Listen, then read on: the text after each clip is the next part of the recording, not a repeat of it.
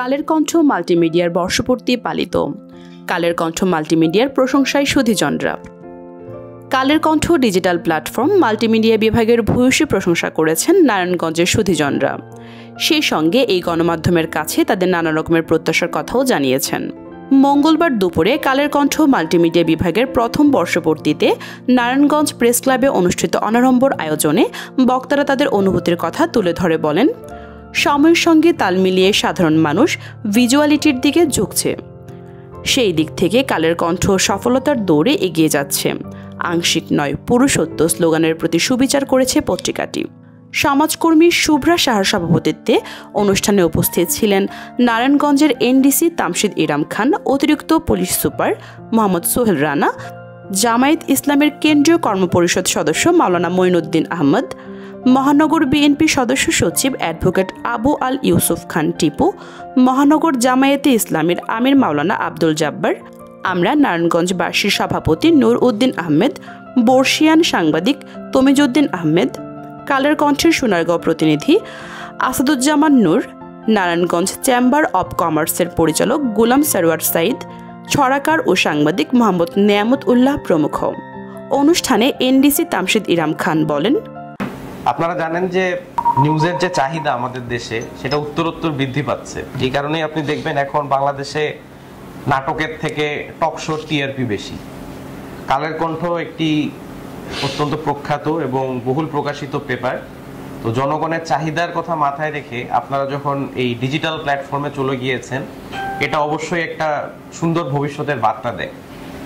তো ক্রেডিবিলিটির জায়গায় আমরা মনে করি যে একটা ভালো সংবাদ মাধ্যম প্রত্যেকটা সরকারি বেসরকারি প্রতিষ্ঠানের জন্য শক্তিস্বরূপ, কারণ আপনার নিউজটাই আমাদের রিলায়েবিলিটি, আমাদের ক্রেডিবিলিটিকে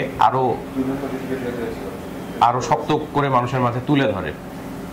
মাওলানা মঈনুদ্দিন আহমেদ বলেন, টাকা লাগে তো পত্রিকা চালাতে, এরা টাকা পাবে কোথায়? কেউ না কেউ এখানে এই খরচের দায়িত্ব নেই। আর তারা শিল্পপতি না হলে, ব্যবসায়ী না হলে এটা তো পারবে না। তখনকার দিনে এটা ছিল যে শিল্পপতিরা এটাকে নিয়ন্ত্রণ করার জন্য, রাজনীতি নিয়ন্ত্রণ করার জন্য, দেশ নিয়ন্ত্রণ করার জন্য, কাউকে নিয়ন্ত্রণ করার জন্য করতো না। দেশের সঠিক চিত্রকে, জাতির সঠিক অবস্থাকে, গণতন্ত্রকে মানে সুন্দরভাবে তা পরিচালনার জন্য তারা কাজ করত। দেশের গণতন্ত্র কিভাবে মানে সমৃদ্ধ হবে এটা নিয়েই তখনকার দিনে মালিক ছিল যারা, সাংবাদিক ছিল, তার সকলের সিদ্ধা একটাই ছিল, এটা দিয়ে নিজেরা কিছু করবে এমন ছিল না।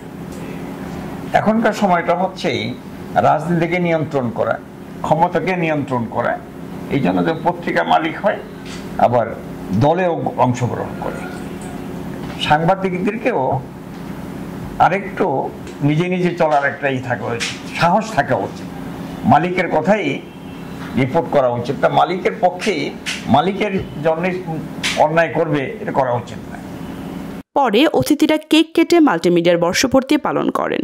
কালের কণ্ঠ প্রথম প্রতিষ্ঠা বার্ষিকী মাল্টিমিডিয়ার পক্ষ থেকে আমার হাজবেন্ড দেশের বাইরে থাকায় আমি তার পক্ষ থেকে আপনাদেরকে আন্তরিক শুভেচ্ছা, অভিনন্দন এবং কৃতজ্ঞতা জ্ঞাপন করছি। একটি ফ্যাসিস্ট সরকারকে তিনটি বাহিনীকে তার আয়ত্তে নিতে হয়। সেটি হচ্ছে প্রথমত দেশের আইন শৃঙ্খলা রক্ষাকারী সেনাবাহিনী, দ্বিতীয় হচ্ছে সংবাদপত্র, তৃতীয় হচ্ছে এদেশের রাজনীতিতে যারা জড়িত এবং শিল্পের সাথে জড়িত এই সমস্ত ব্যক্তিদেরকে তারা হাতে নিয়ে নেয়। অল্প সময়ের মধ্যে খুব দ্রুত, এক বছরের মধ্যে আমরা দ্রুত খুব এটা ফাস্ট এবং খুব অগ্রসর হয়েছে আপনাদের সহযোগিতায়। আমরা আমাদের কথাগুলো বলতে পারিনি, কথা বললেও এটি সেভাবে ছাপানো হয়নি, অথবা আমাদের এগেনিস্টে যদি কোনো নিউজ করা হয় আত্মপক্ষ সমর্থনের যে বিষয়টা, আমাদের বক্তব্যটাও ছাপানো হয়নি। কিছু কিছু পত্রপত্রিকা, টিভি, মাল্টিমিডিয়া প্রতিষ্ঠানগুলো সাহস করেছে, চেষ্টা করেছে, তারাও কিন্তু নানা ধরনের গভর্নমেন্টের নিপীড়নের শিকার হয়েছে।